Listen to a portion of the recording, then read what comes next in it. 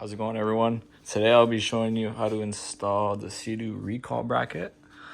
It just goes right here and then your speaker will go over there. First step is to remove your existing speaker mount. So these two T30s and then there's one up here.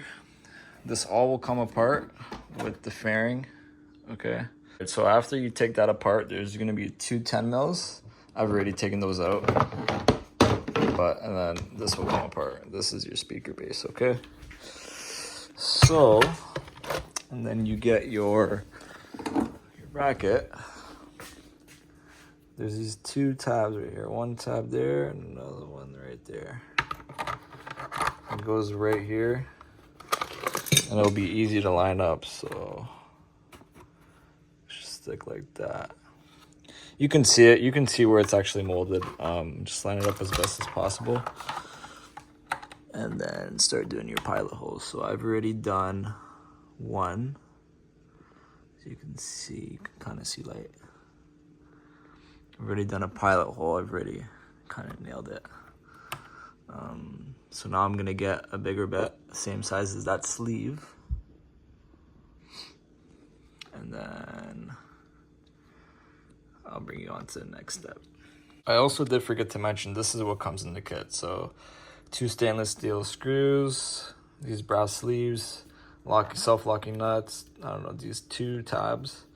They go up and behind afterwards, I'll show you guys, and then this. So once you got your holes drilled, I kind of used the combination of this to deburr it, and then plus my 5/16 drill bits.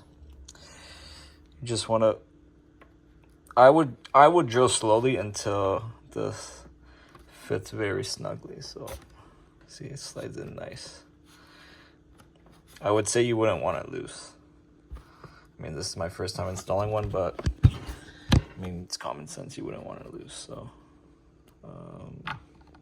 sorry for the terrible recording, but seems like 5/16 is the perfect drill bit. Like, this one's so tight, but it's meant, it's perfect.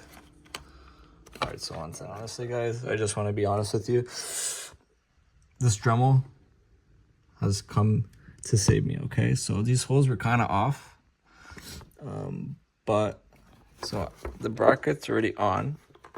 And so if you're having trouble lining it up, which is like probably gonna be 100% because it's actually pretty hard to line up, I just get the Dremel and trim it right where I see the brass shim. So you can see it, half of it's good, so I'll probably cut a little bit on the top part. So I'll show you the end. So after using the Dremel, I just use a sanding bit like that. I just drilled it enough so I can push it through. All right, so that should be on like that.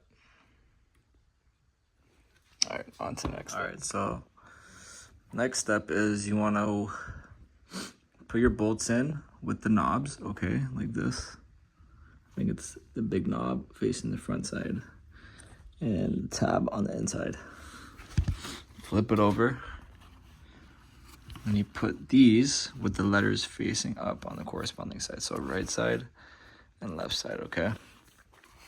So now on this side, I had to elongate those plastic things a little bit. And on this side, I had to grind the bottom a little bit. So it's probably because I'm not lined up properly, which I'm probably not. But it's good enough for me. And then I'm pretty sure after that, you just tighten it. And don't over tighten it because you might even snap it or strip it. But tighten it, and then I guess you can lube up your tracks if you want to. Or it's a release handle. But reinstall everything. So I'm just going to tighten it up, reinstall everything, and then I'll show you the finished product. My apologies. I just found out the big side of the knob is supposed to be backwards, so it can be like this. So all right, so then it could be actuated like this, unlocked, and then locked. Just make sure you do that on both sides. to make sure it's good before you tighten it. It's still loose, so. So I tightened it. Make sure it goes all the way in. So the stud actually pokes out of the locking nut, so it's actually doing something. And then when you go twist these, they should be really tight. So I used an impact, but to your discretion, I'd probably use a ratchet. But I went very slowly with the impact. But yeah, these shouldn't come loose because it has a locking nut. So I'll probably put it on my ski right now. Guys, there you have it.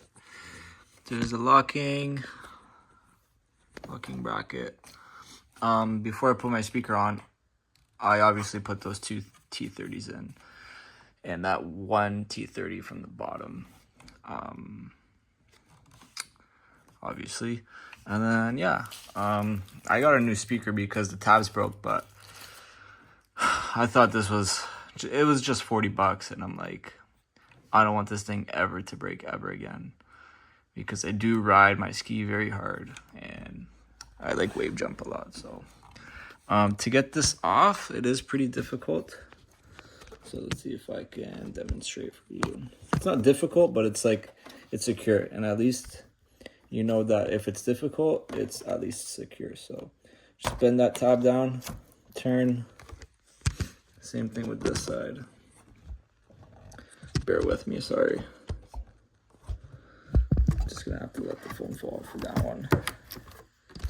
Turn, so these two are off. And then same thing for disconnecting it. Just normally pull this back and pull your speaker out.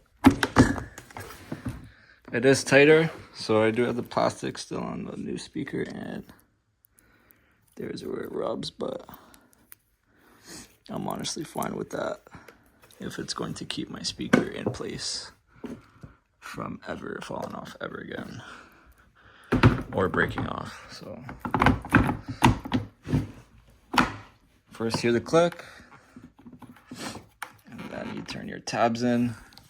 You have to push down on this one and then turn. And same thing with this one.